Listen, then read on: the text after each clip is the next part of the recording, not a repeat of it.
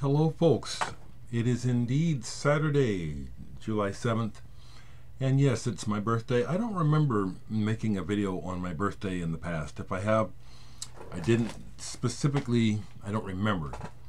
So for me this is a birthday video where I'm going to talk about music, but I feel okay kind of focusing on my own stuff. It's my day.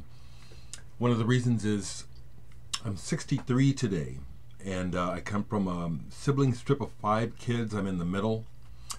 My parents were musicians. They were both dead before they turned 55 years old.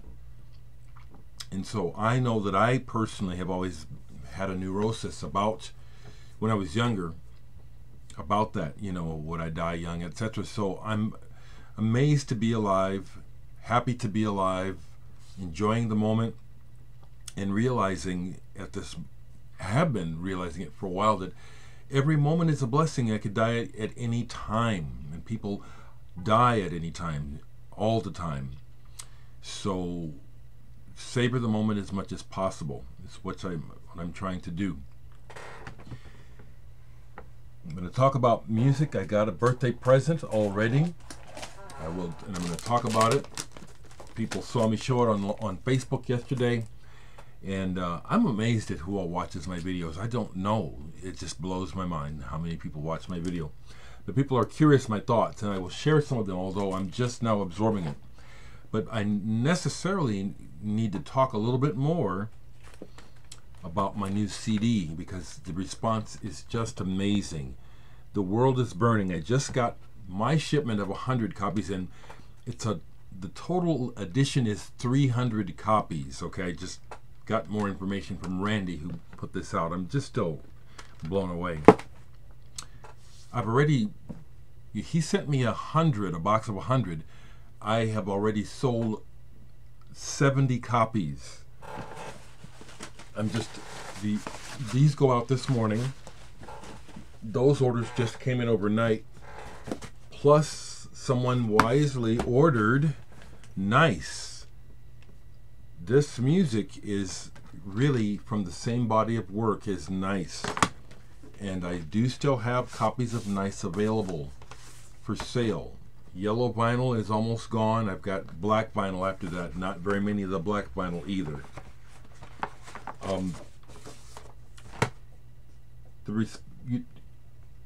Just thank you. And then I've spoken to Randy a couple times, and it's really kind of dawned on me the importance and how much this means to me.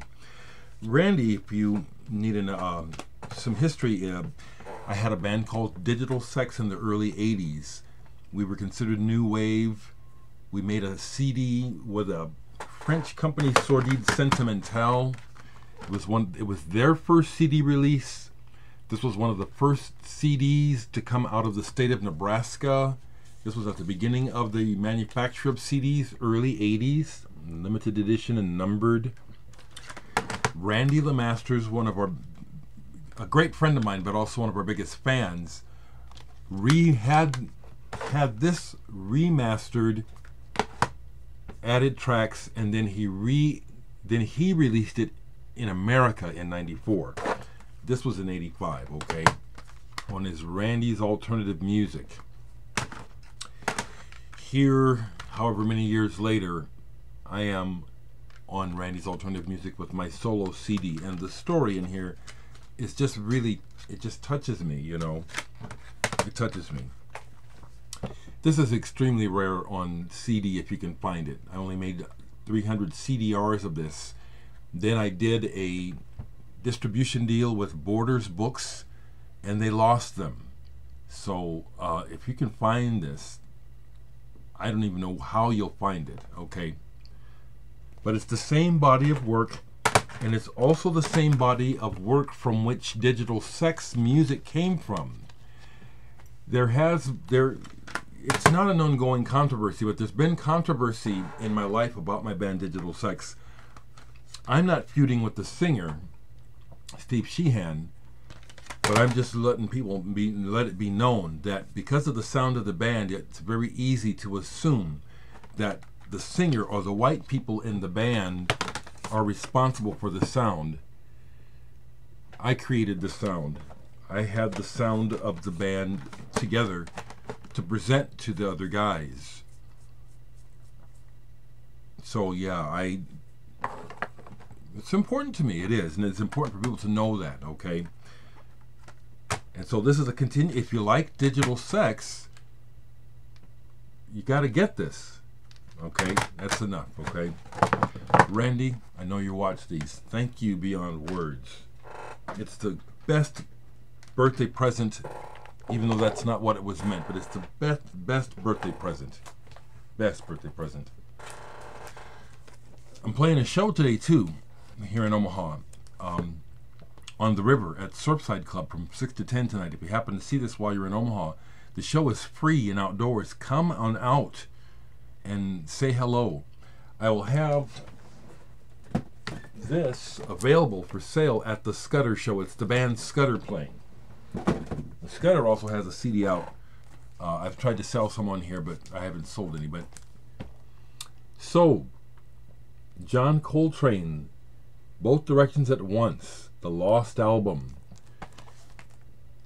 Is this a lost album? Is it an album? Is it worth it? Is this something special? Yes, in that it's always good to hear more John Coltrane. Is this a date where something unusual happened? No. But is it a solid recording session? Very, very solid. I got the double album deluxe edition, 2 albums, so I got the whole session.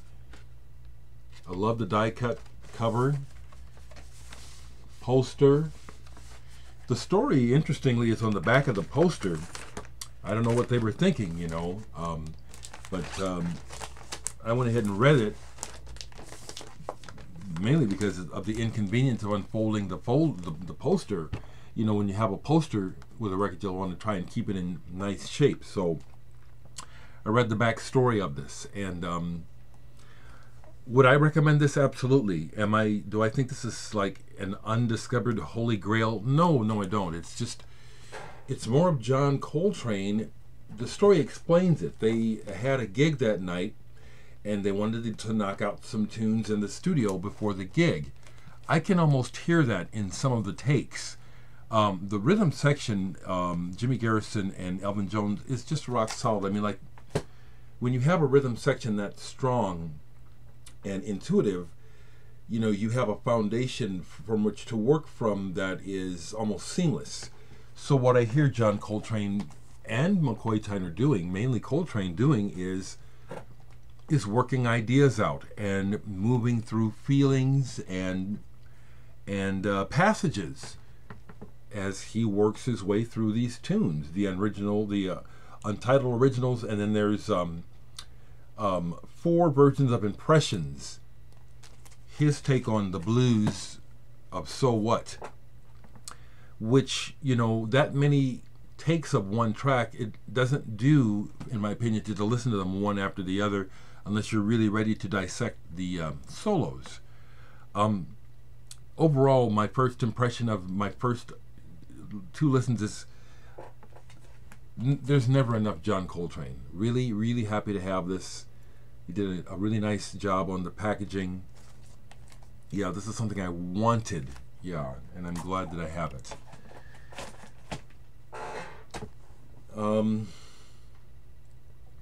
People have asked me other questions that I've forgotten to answer. I appreciate that people want to know my opinion. I think the one thing I wanted to say is, whatever my opinion is, it's just what I think.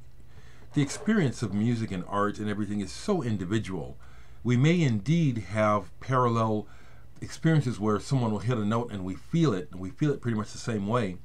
But so many other things can happen in music and art that speak to individuals, that speak to us individually. So whatever you love it, you know.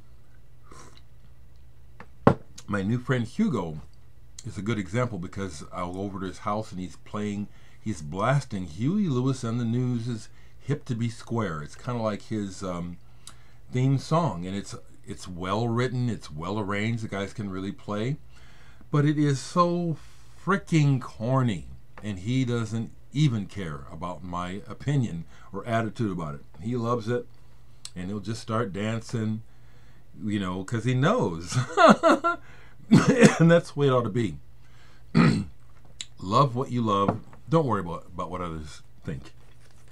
Something I found at a store. Oh, if I forgot to mention this, I went to a record store in Millard, which is a suburb of Nebraska or another town nearby. That's been open for about a year. I finally made it there, called Earwax. Small little record store, but they had some interesting stuff. And can I find it right quick to tell you? I think so.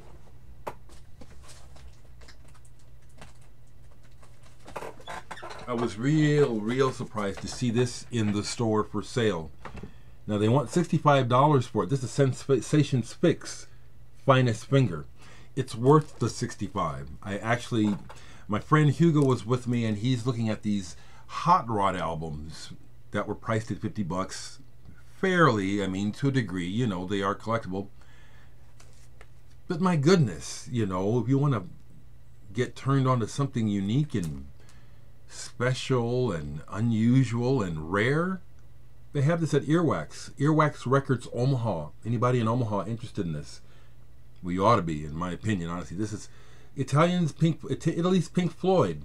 But that's not fair. It's just that when you hear this, you'll hear the spacey nature of this band, and I bet you it does bring to mind Pink Floyd.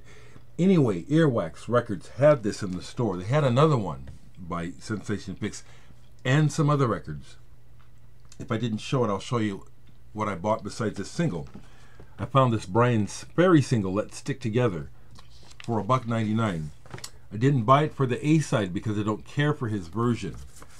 What it has is him doing Roxy Music's Sea Breezes from the first Roxy Music album, and this is a good version of that song.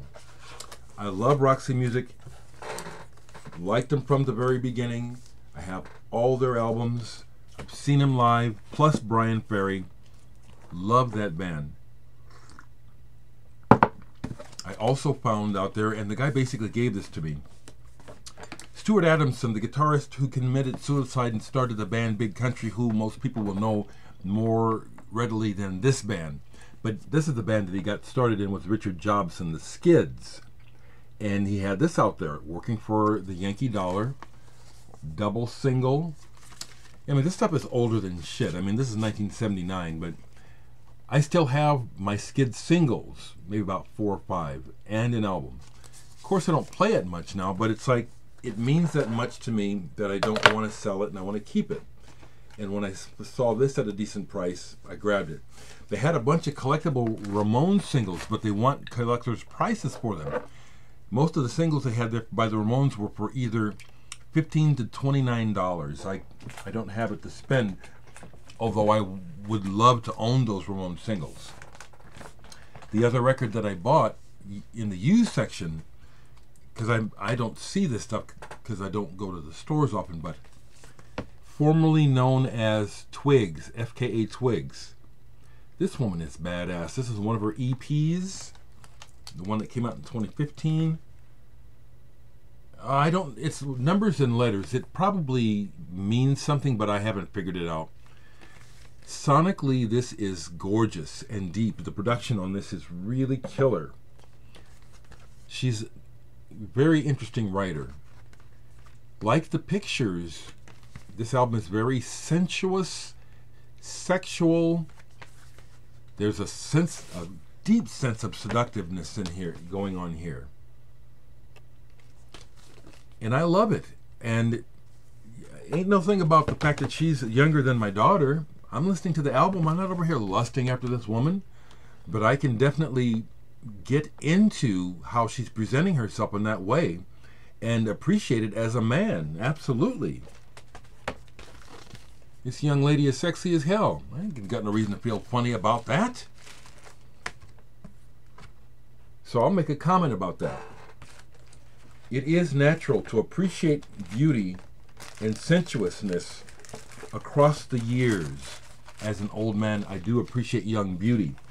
It's a different thing when people take advantage of people's beauty and youth. That is not okay at all in any way or form. And you can appreciate youth and beauty without taking advantage of it or devaluing it, which is my big problem with mainstream music. Mainstream music devalues humanity. Most of the big hits on the radio are about animal sex, you know, not even about attraction or affection. And it does dismay me, the level of carnalness that is in today's music. It's always been there, but now it's really like just basically telling your kids, be nasty. It is. I hear it. I hear what the lyrics are saying. I have a car now. You know, I listen. Radio is a wasteland. It's a crime against intelligence. That's what I have to say. I'm telling you folks that are interested in my CD, don't sit on your hands. Get this, because there's only 300 copies, and the way it's going to sell out. I don't know how I'm going to approach this, but this needs to be on vinyl. That needs to happen. Somebody watching this have a record label, get a hold of me.